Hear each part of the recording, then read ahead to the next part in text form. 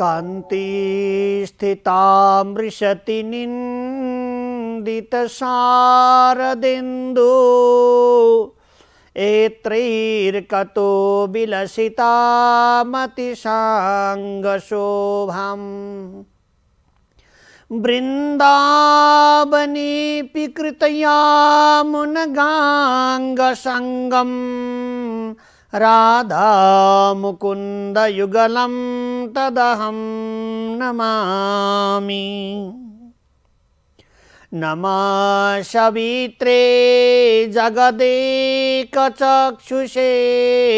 जगत्प्रसूते स्थितिनाशहेतवे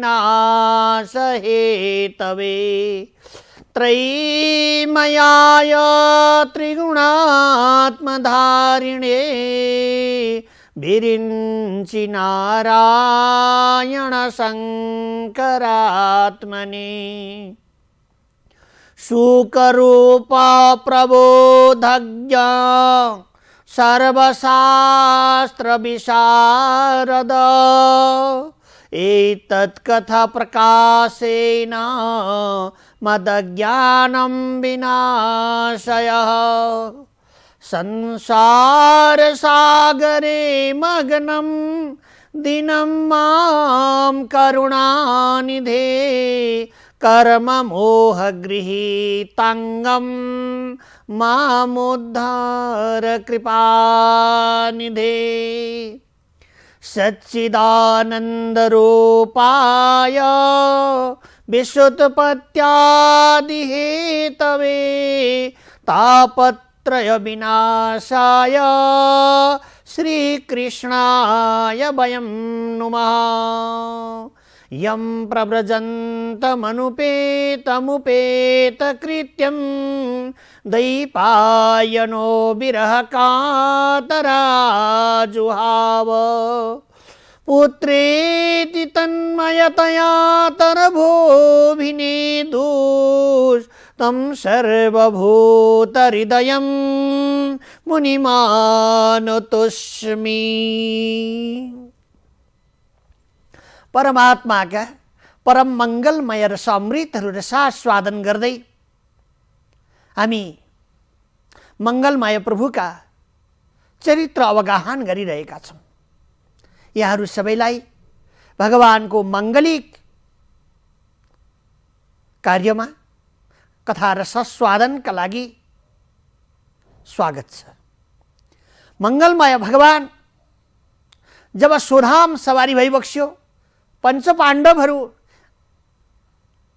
चाहिँ सम्पूर्ण प्रकारद्वारा राज्य परीक्षितलाई सुम्पेर स्वधाम जानुभयो र यो दिव्यमय राजा परीक्षितले धर्मको स्थापना गर्ने विचार गर्नुभयो।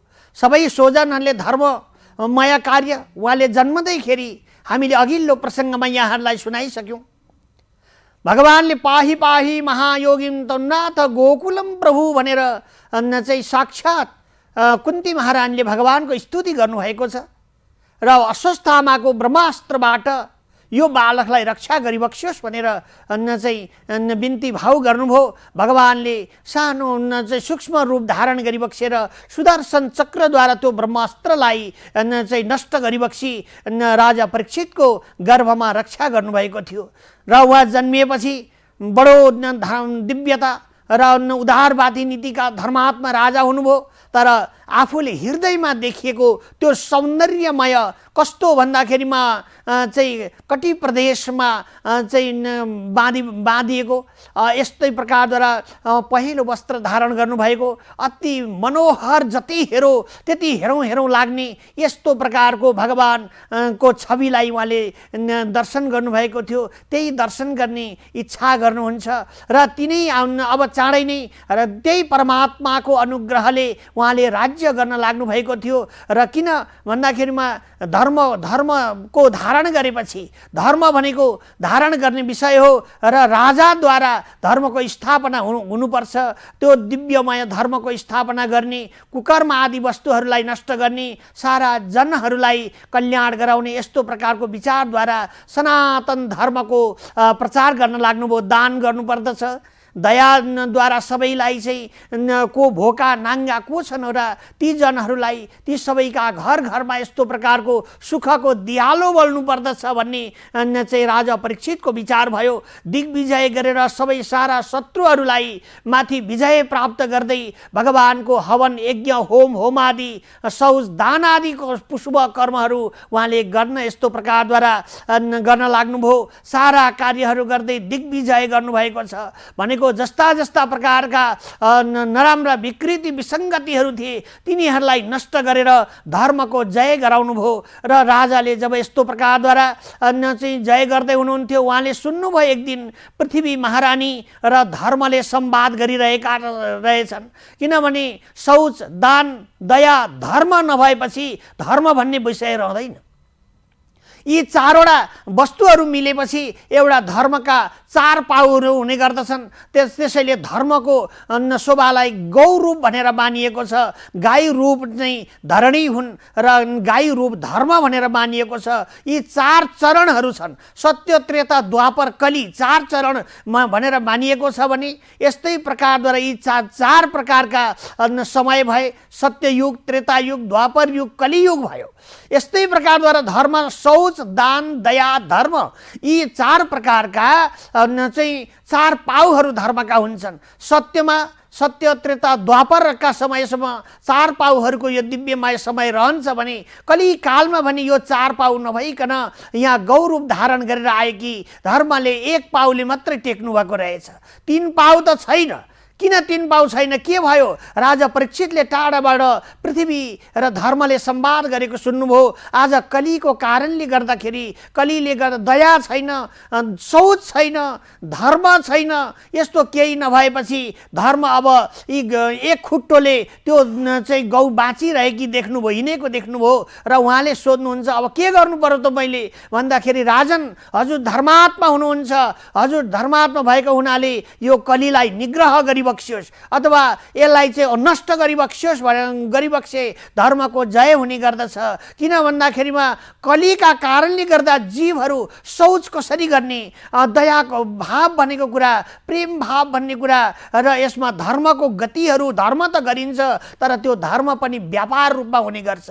धर्म भनेको व्यापार रूप होइन। धर्म भनेको त धारणको विषय हो।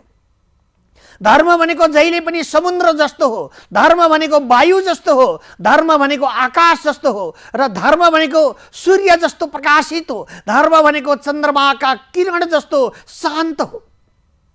धर्म भनेको विनिमयको विषय होइन तर व्यापार भनेको विनिमयको विषय हो। त्यसो हुनाले भगवानले आज्ञा भएको छ जहाँ धर्म छ त्यहाँ सम्पूर्ण प्रकारका वस्तुहरू परिपूर्ण हुनुपर्छ। त्यहाँ दान पनि हुन्छ, त्यहाँ दया पनि हुन्छ, त्यहाँ चाहिँ पर सबै जनहरूको इज्जत प्रतिष्ठा मानको स्वभावहरू पनि हुने गर्दछ र त्यहाँ शौच विचारहरू के गर्नुहुन्छ जीवले के गर्नु हुँदैन यस्तो प्रकारका सम्पूर्ण विचारहरू पनि यहाँ परिवेष्टित भएका हुन्छन्, सम्मिलित भएका हुन्छन्। यस्तो प्रकारको अब कलीले यो केही पनि गर्दैन। त्यही भएर कलीमा कस्तो प्रकारको भन्दाखेरिमा बुट लगाएर भोजन गर्ने, भगवानलाई न्युछावर नगरी परमात्माको अन्न भक्षण गर्ने, उज्यालो नभइकन भोजन गर्ने, मुख नधोइकन भोजन अन्नपानहरू गर्ने अनि यस्तै प्रकारद्वारा चाहिँ शौच आचारहरूमा गएर चाहिँ त्यसलाई शुद्धिकरणहरू नहुने यस्तो कारणले गर्दाखेरिमा चाहिँ धर्मको नष्ट हुँदै जाँदछ। धर्मको यही प्रकारले नष्ट हुँदै गएपछि कुकर्म आदिहरू वृद्धि हुँदै जान्छन् अनि कर्म बढेपछि अशान्ति आउने गर्दछ। दम्भका कारणले सबै जीवहरूमा धर्म नष्ट भएपछि, दया नष्ट भएपछि विचारहरू नष्ट हुँदै जान्छ। बुद्धिन्द्रिय मन प्राण अस्तित्व जनकान्द्रिय अथवा बुद्धिका अधिष्ठा रूप परमात्मालाई हामी भुल्दै जाने गर्दछौँ। त्यो भुलेपछि जीवहरू अर्कै बाटोतिर गयो। ब्रह्मानन्दम परम सुखदम केवलम ज्ञानमूर्तिम द्वन्द्वातीतुम गगन सदृशम तत्त्वमक्ष अधिलक्ष्यम अथवा त्यो आफ्नो लक्ष्यतिर जीव पुग्न सक्दैन। कल्याणमय विषयतिर जीवहरू पुग्न सक्दैनन् र सर्वदा अर्कै बाटोतिर पुग्दछन्। किन भन्दा अहङ्कार विमूढ आत्मा, अहङ्कारका कारणले धर्मप्रति विविध प्रकारका व्यभिचारहरू आउने गर्दछन्। त्यसैले ठुला ठुला जनहरूलाई चाहिँ धर्मको विषयमा हिँडिरहेका जनहरूलाई अनेक प्रकारका विघ्न आएको देखिन्छ नि। किन भन्दाखेरिमा अनेक प्रकारका चाहिँ कुलाचारहरू भएका हुन्छन्। आचार विहीन दम्भी जीवहरूले अनेक प्रकारका धर्मलाई विकारहरू ल्याएर थुपारिरहेको हुन्छ। कुडादानहरूले त्यसलाई चाहिँ छोपिरहेको हुन्छ अनि मूल वस्तु ढाकिन्छ। जस्तो प्रकारद्वारा सूर्य लागिरहेका छन्, बादल लागेपछि त्यो सूर्यका किरण छेकिने गर्छन्, तर बादल एकछिनमा हटिहाल्छ, सूर्य त देखिन्छ नि। तर हो त्यही विषयमा जब कुहिरो भनेको अहङ्कार हो, अहङ्कार मायाले जप्प ढाकेको समयमा पुत्र पौत्र आदि कलत्रहरूले ठ्याक्क भरिएका बेलामा परमात्मालाई हामी भुलेर सर्वदा यो संसारको मालिक मै हुँ र यो हामीभन्दा ठुलो कोही पनि छैन भनेर एउटा जवानीको बलमा, एउटा स्त्री पुत्र आदि धन सम्पत्तिको बलमा त्यो ब्रह्मानन्दमय परमात्मालाई हामी भुल्ने गर्दछौँ र त्यही ठाउँमा कलीको आगमन पनि हुन्छ। दम्भका कारणले कलीको आगमन हुन्छ। दया नभएपछि कलीको आगमन हुन्छ। रिस राग चाहिँ को डढेलो बढ्न थालेपछि घर घरमा कलिजुग आउने गर्दछ। कलिजुगका कारणले शिष्टाचार हटेर जान्छ, प्रेम भावहरू हटेर जाने गर्दछ, धर्म नष्ट हुँदै जान्छ। यस्तै प्रकारद्वारा कलीका 3 पाउहरू कलीमा सकिएका छन् धर्मका। एउटा पाउ छ हरेर नाम हरेर नामैव केवलम कलौ नास्तैव नास्तैव नास्तैव गतिरन्यथा। र एउटै मात्रै पाउ छ। त्यो के हो भन्दाखेरिमा केवल एउटा पाउ भनेको धर्मको नाम संकीर्तन हो। त्यो कीर्तनद्वारा अरू सत्यमा हरिको ध्यान, द्वापरमा हरि पूजन, द्वापरमा हरिको यज्ञ, कलीमा हरि संकीर्तन भनेर भनिएको छ।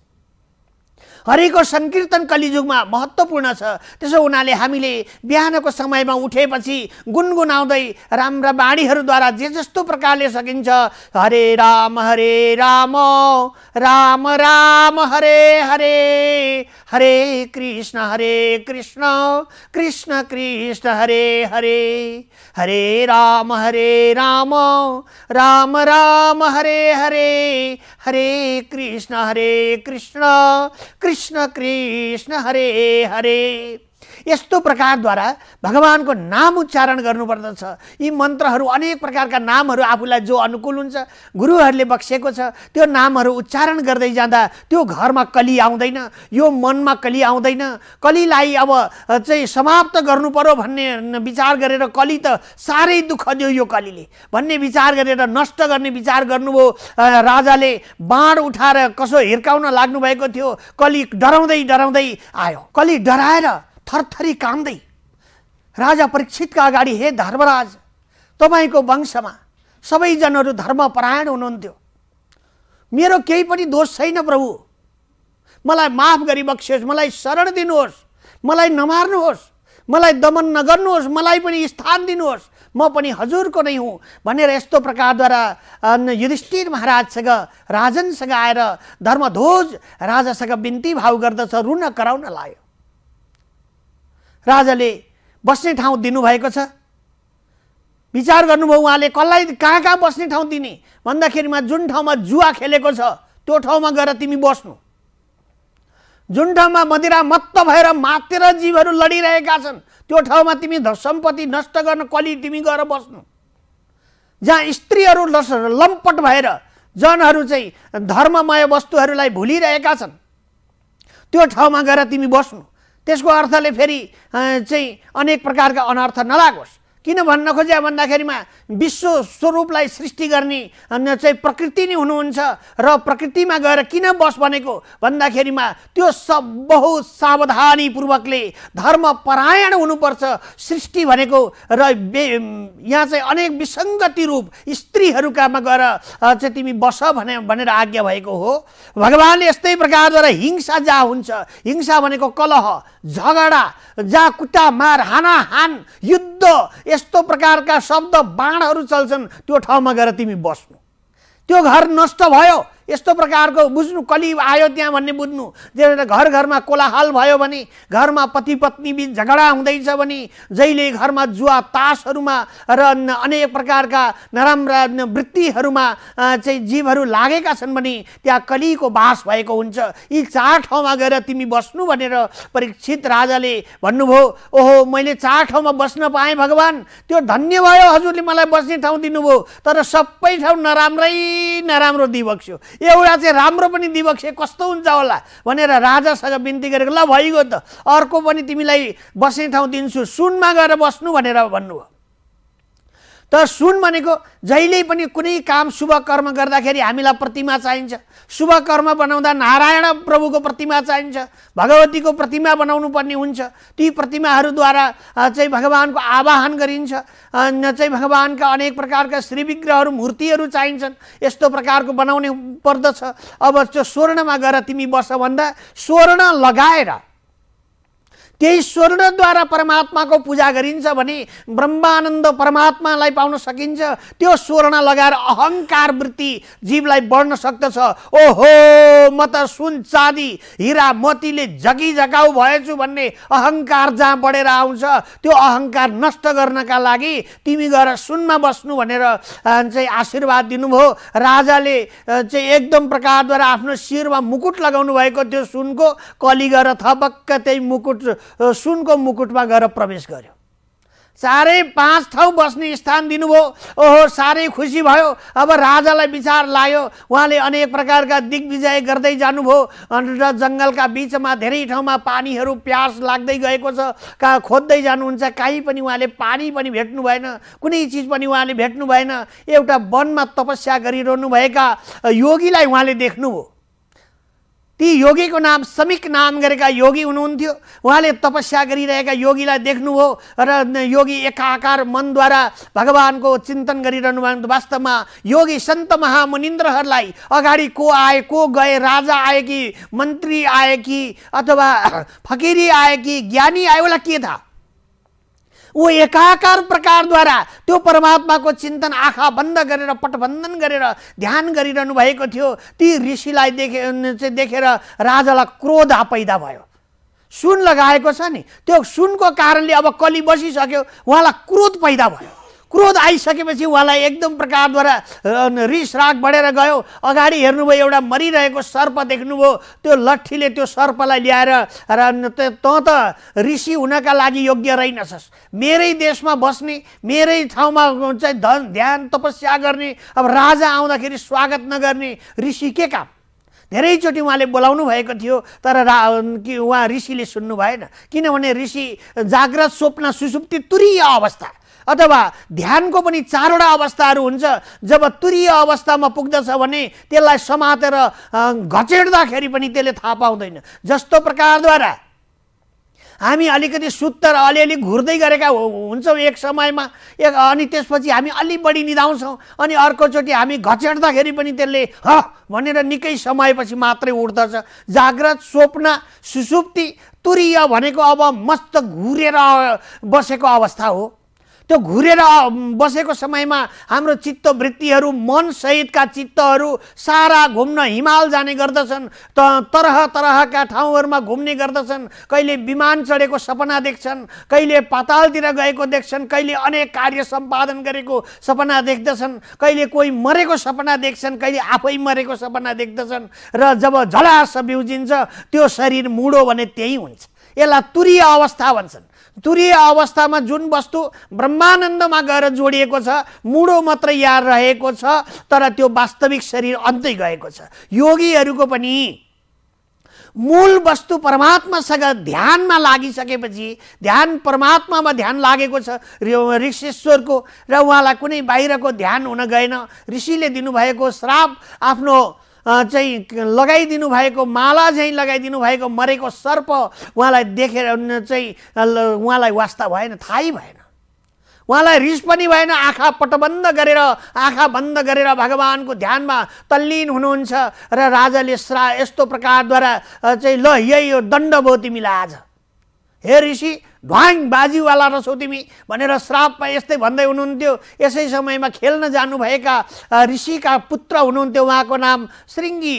यस्तो प्रकारको तपस्वी हुनुहुन्थ्यो उहाँ, र तपस्या गरिरहनुभएका ऋषीश्वरले आफ्ना पिताजीलाई सर्प लगाइदिएको देखेर श्राप दिनुभयो। मेरा पिताजीलाई यस्तो प्रकारको मरेको सर्प लगाइदिनु हुने, ध्यानमा बस्नुभएका मेरा पिताजीलाई यस्तो चाहिँ नराम्रो काम गर्ने तपाईँ राजा होइन। तपाईँ आजका 7 दिनमा तपाईँको मृत्यु होस्। आजका 7 दिनमा तक्षक भनेको कालले तिमीलाई डसेर मारोस्, कालो खालको तक्षक आओस् तिमीलाई खाने, ल खर्लप्पै खाओस् तिमीलाई। किन भन्दाखेरिमा राजा भए भनेर अहङ्कार बढेको होला। जहाँ धर्म छैन, जहाँ दया छैन, जहाँ साधु सन्त महात्मा योगी सन्त फकिरी र धर्मको रक्षा हुँदैन भने त्यो राजा के राजा भयो? त्यो धर्मको देशको सम्राट भनेको के देशको सम्राट भयो? यो त कोही पनि होइन। त्यसो हुनाले तपाईँ श्राप भोगेर मृत्यु हुनका लागि तयारी हुनुहुन्छ भनेर यस्तो प्रकारद्वारा श्रमिक ऋषिले श्राप दिनुभयो भन्ने प्रसङ्ग यहाँ वर्णन गरिन्छ। उहाँको श्राप तुरुन्तै लाग्दछ। राजालाई असाध्यै प्रकारको चिन्तन भयो। उहाँले चाहिँ ब्राह्मणको श्राप प्राप्त गर्नुभएको छ र दरबारमा आउनुभयो। उहाँलाई साह्रै प्रकारको चिन्तन गर्नु लाग्नुभयो। अब चाहिँ कुनै खान पनि इच्छा भएन, कुनै वस्तुहरू पहिन्न पनि इच्छा भएन र भएका सम्पूर्ण चिजहरू आफूलाई नराम्रो लाग्न थाल्यो। किन भन्दाखेरिमा हामी सबैलाई त्यही भएर भगवानले आज्ञा भएको छ, काल तिमीहरूको अगाडि र पछाडि काल घुमिरहेको छ। काल मैले यही घाँटीको पछाडि घिच्चुकमा राखिदिएको छु। जहिले तिमीहरूलाई जीवलाई चटक चटक काटिरहेको छ। काट्दा काट्दा सबैको उमेरहरू कहाँ पुगिसक्यो। कसैका कपाल फुलिसकेको छ, अनुहारहरू चाउरी पर्न थालिसके। यस्तै प्रकारका शरीर हिँड्न नसकिने भइसक्यो। शरीरमा भएको राम्रो हष्टपुष्ट शरीर हेर्दा हेर्दै हाड खोरसँगको यस्तो हुन लागिसक्यो। हेर्दा हेर्दै तर्साउने जस्तो यो शरीर बन्न लागिसक्यो। यसरी कालले काटिरहेको छ। त्यो कालले, त्यो त सबैभन्दा ठुलो बुचरो, त्यो कसाई हो। त्यसलाई दया छैन। त्यसो हुनाले थुप्रोमा उदिनी मिठो र नमिठो छानेर खाँदैन त्यो। अस्ति जर्जर अस्ति पन्जर बिना सैया बनाउन्न त्यो। जो मिल्दछ त्यही सुटुक्क निल्छ, त्यसले खाइ अगाउन्न त्यो। त्यस्तो प्रकारको कालको गति छ। भगवानले तिम्रो मृत्यु यो दिन हुन्छ भनेको भए हामीलाई कोही वस्तु जोड्न मन लाग्दैन, कसैसँग सङ्गत गर्न मन लाग्दैन, कसैसँग केही गर्न मन लाग्छ त हामी कसैलाई पनि लाग्दैन। त्यही भएर हाम्रो काल कहिले आउँछ, तिम्रो मृत्यु कहिले हुन्छ भनेको भगवानले त्यो आफ्नो पासमा राख्नु भएको छ, आफूसँग राखिबक्सेको छ। त्यसो हुनाले हामीलाई मृत्युको विषयमा ज्ञान हुँदैन। विद्वान एजस्वी जनहरूलाई हुन्छ। उहाँहरूले तिम्रो मृत्यु चाँडै हुँदैछ, तिम्रो मृत्युको समय आएको छ है भनेर अब त्रिकालदर्शी योगीहरूले बताइदिनुहुन्छ। हाम्रा ग्रह दशाहरू हेरेर ज्योतिषाचार्यहरूले, अनुभवी जनहरूले यो समयमा चाहिँ यो मृत्युको समय आउन सक्छ है, यो कारणले चल्न सक्छ भनेर हामीलाई बताइदिइरहनु भएको हुन्छ। ज्ञानमय परमात्मा हुनुहुन्छ, दयाका सिन्धु परमात्मा। कलि एकदम प्रकारद्वारा कलि जर्जर हुनुभएका राजाले विचार गर्नुभयो, अब यी मलाई मन्त्रीमण्डल के काम भए, यी सारा जनहरू मेरा लागि के कामका लागि, कोही पनि मेरो लागि उपयोगी छैनन्। अब यी सबैलाई म अन्न पनि, अब म मृत्यु हुने जनले के गर्नुपर्दछ र उहाँले विचार गर्नुभयो। अब म कुनै पनि वस्तुहरू खाने र कुनै पनि वस्तुहरू प्रयोजन गर्ने गर्दिनँ। अब मलाई घोडा यी सुख सयल राजसिक ठाँटहरू मलाई कुनै पनि चाहिएको छैन। धन सम्पदाहरू मलाई केही पनि चाहिएको छैन, किनभने म 7 दिनमा मर्दैछु। मैले अब कुनै सुख भोग गर्नु छैन। मलाई अहङ्कारका कारणले मैले श्रमिक ऋषि, तपस्या गरिरहेका ऋषिलाई मरेको सर्प लगाइदिए। कति अहङ्कारी म राजा भएर एउटा रैतीलाई अथवा एउटा तपस्वीलाई बुझ्न नसक्ने म कस्तो। आज श्रमिक उहाँका सुपुत्रले मलाई श्राप दिएका छन्, पक्कै पनि ब्राह्मणको श्राप परिपूर्ण हुन्छ, त्यसमा पनि तपस्वी जनहरूले दिएको श्राप त किन नलाग्ने, आशीर्वाद पनि लाग्छ र मेरो 7 दिनमा पक्कै मृत्यु हुने नै वाला छ भन्ने विचार गरेर उहाँले यो सबै सुख शयलहरू आफ्नो मन्त्रीमण्डलदेखि सबै राजकाजहरू चाहिँ बुझाएर यसबाट बिदा लिएर उहाँ अनसन व्रत गर्ने विचार गर्नुभयो र अनसन व्रत गर्दै आफ्नो समय 7 दिनको भए पनि के गर्न सकिन्छ, ठुला ठुला महामनिष योगी सन्त महामुनिन्द्रहरू सत्संगलाई बोलाएर उहाँले छलफल गर्न लाग्नु भएको छ। मर्ने जीवले बाँच्नका लागि के गर्नु पर्दछ, यो प्रश्न उहाँले सोध्दै हुनुहुन्छ र यसको प्रसङ्ग हजुरहरूलाई अघिल्लो प्रसङ्गमा श्रवण गराउनेछु। असतोमा सद्गमयः तमसोमा ज्योतिर्गमयः। ओम परब्रह्मणे नमः।